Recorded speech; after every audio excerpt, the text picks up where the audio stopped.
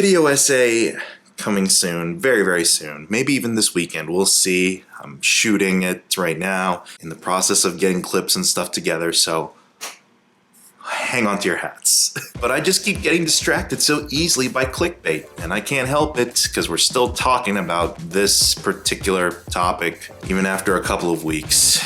We're still talking about it. Everyone's still got a take on it, ranging from Paul Rudd, who's being the only logical person and staying neutral, saying, I have no comment, to Robert Downey Jr., being something of a diplomatic and tactful and gracious person, saying, I respectfully understand where you're coming from. I have my own personal take.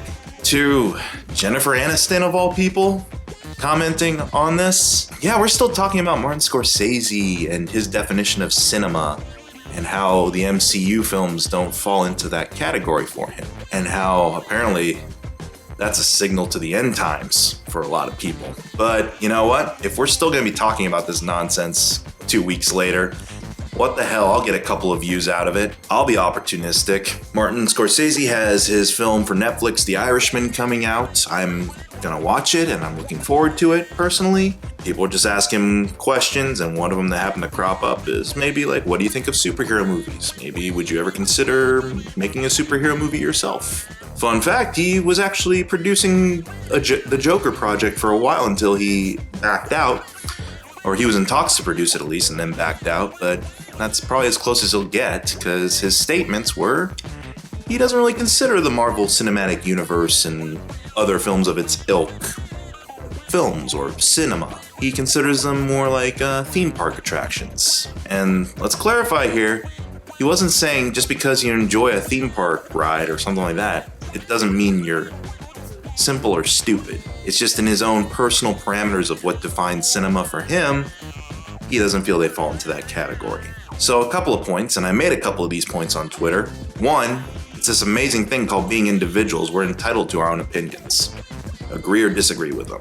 You're entitled to it. Two, I know why that question was asked, because he's got this hot new project coming out, and you need all the eyeballs glued to the screen for your website and your clickbait articles, so of course you're going to ask him what he thinks of superhero movies. When you go into that interview, you probably know what the answer's going to be, that he probably doesn't think much of them. He probably takes more the James Cameron-y approach to addressing this question, but you know that already. So you ask the question, because it's an easy, clickbaity response that doesn't require you having to delve into his catalog of work or even his life, because he's covered a wide array of topics, not just in his fictional movies, but also in documentaries, and I'm sure he's a fascinating person just on his own, coming up in the Roger Corman school of filmmaking and so forth. I'm sure you can maybe tickle his brain a little bit about anecdotes or other stories that might be a little bit more relevant towards him as a person and as a filmmaker. But no, you go for, what do you think of superhero movies? This is the burning question that's gonna get us all the commenters and all the shares. I mean, it's not like it's hurting Marty either. If anything, it's pumping out a lot more hype for The Irishman, because not only will people who have kind of sided with Marty throughout this whole thing gonna turn out in droves probably to watch his film even more so, it'll force a lot of people who I saw on Twitter unfortunately say, who's Martin Scorsese? Maybe check out his movie, either out of curiosity or because they want to hate watch the thing. So I mean, either way, things come up roses for Marty, which is why I also said on Twitter, there's no need to defend Martin Scorsese.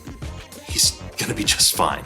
But it did get me thinking, in that while I don't personally agree with his definition of what constitutes cinema, and I have derived enjoyment out of the Marvel movies to various degrees, I will begin to say that, the comparison to theme park rides isn't inaccurate. I even said it way back when I did the Infinity War review, that this doesn't play like a regular movie. It plays like an event more than a narrative. I am along for this ride. I'm enjoying the ride. It's a fun ride to have, but I'm not thinking too hard about the ride. I mean, it's not like they're building a whole theme park already dedicated to the Marvel Cinematic Universe. Whenever I do revisit a superhero movie of some kind, how am I engaging with it now? When I'm in the theater, my attention is fully drawn to the screen.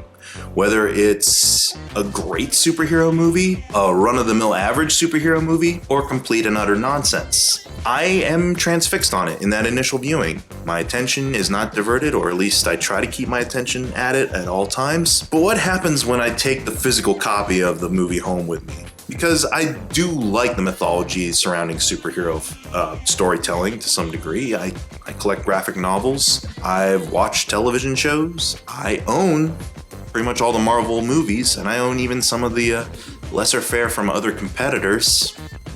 Yeah, I own Suicide Squad. Sometimes I need a lava lamp effect to shine all over my apartment. But this whole thing with Scorsese did make me kind of reflect on my interactions with these films post the theater. Unless I'm doing research or unless I'm, using clips or things like that, what is my connection to these films now? And to be honest, it's not even at theme park level.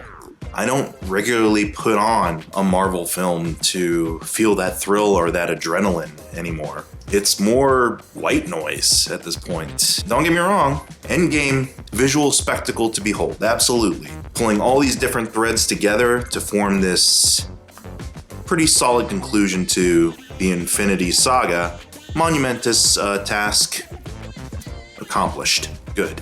When I play it now on my big screen TV, I am not paying attention to a single thing that's going on the screen. I'm usually off, writing a script or cleaning my kitchen, cleaning my den area, doing a little bit of artwork perhaps. It's not my focus. So yeah, it doesn't even stimulate me so much anymore in the way that a theme park ride would.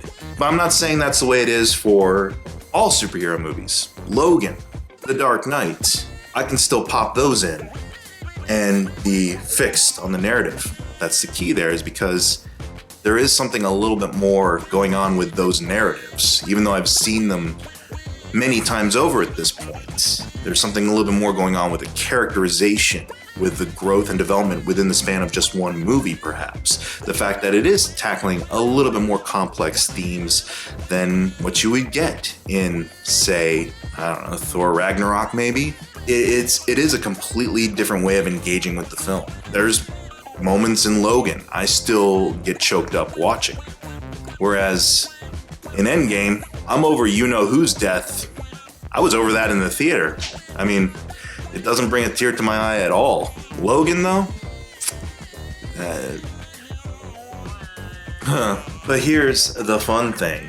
That also applies to non-superhero films. I'm sure you've had those out there, those white noise movies you put on for the sake of just having something going on in the background that are actually about complex characters or narratives, or that are intricately designed and plotted out and structured in a very cinematically moving experience without having to resort to exaggerated morality plays or allegories that superheroes do represent. In fact, I have a Martin Scorsese picture that I put on mainly for white noise these days.